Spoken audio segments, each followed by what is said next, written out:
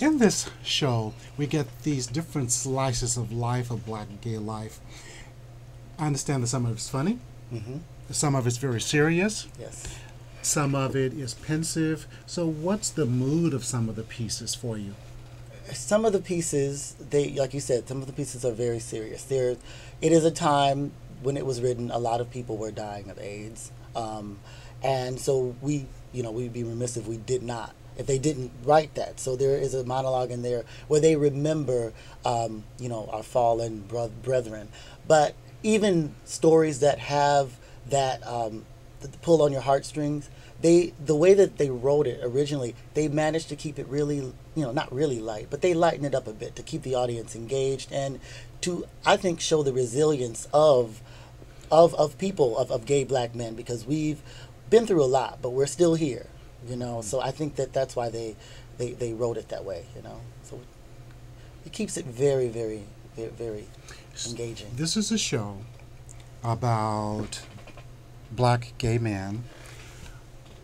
Who should come see it? Everyone. Why would anyone other than someone in that particular group be interested in it? Everyone. And this is funny because I was just talking about this. There is black gay men inspire the world. Let's just get it out there. That's one reason. We were talking about voguing earlier today, and people were saying, someone mentioned, oh, Madonna invented Vogue. No, she didn't. We all know, we know that Madonna didn't invent Vogue, but this is just one of the many things that people don't realize how much of an impact that subcultures, quote unquote, make an impact on the mainstream society at large. And you do yourself a favor when you educate yourself about people that you don't necessarily know or wouldn't necessarily see on the street or spend a lot of time with. I think it's important to educate yourself about all aspects of life, all different types of people.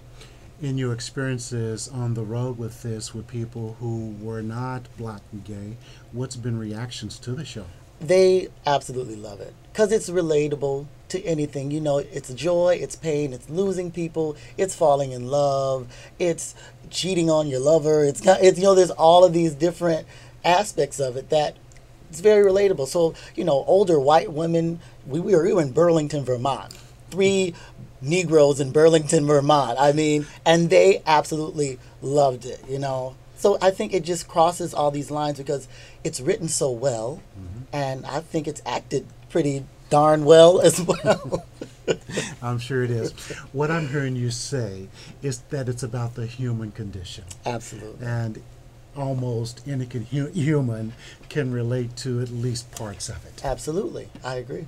And a big part of why that is so, from what you just said, is about the honesty. That's true. If we talk from the heart, if we talk honest, it comes through. Yes.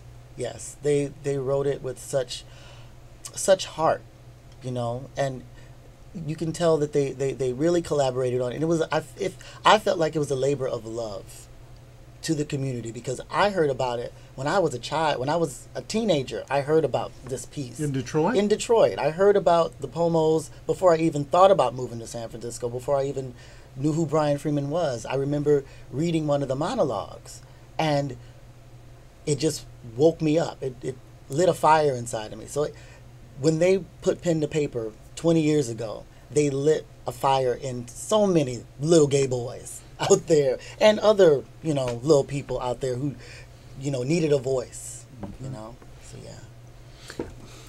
In terms of the black gay experience, how relatable is this piece to your experience in the sense that you were pretty young back then? Can you find places that you can relate to it now, even though it was written a few years ago? Well, yes. And we've also updated this version. So there are definitely things that go across the board for me. I said the HIV/AIDS things. There have been people in my life that have had the disease and gone on. That's something that we're all affected by.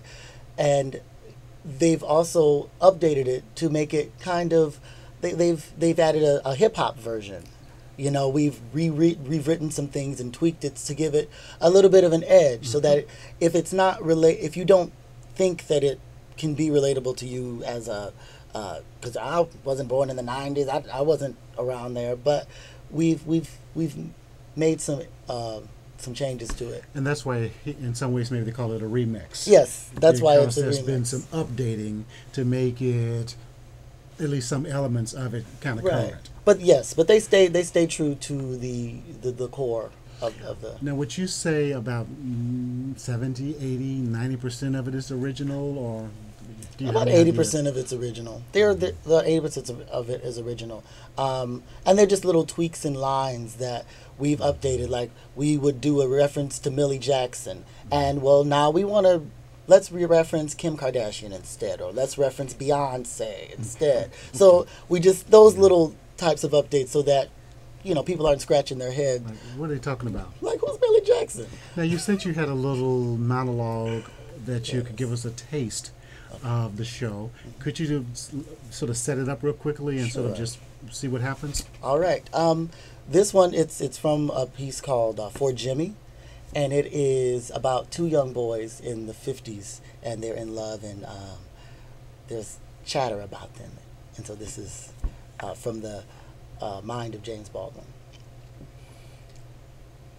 They were called the Lovebirds. They were called Romeo and Romeo. They laughed with their arms around each other sometimes, far too happy to be afraid. For one thing, they were far too young to be afraid. As far as they knew and as far as they cared, what was happening between them had never before happened in the entire history of the world.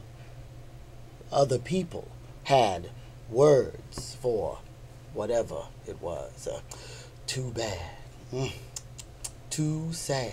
They were not to be found in that dictionary.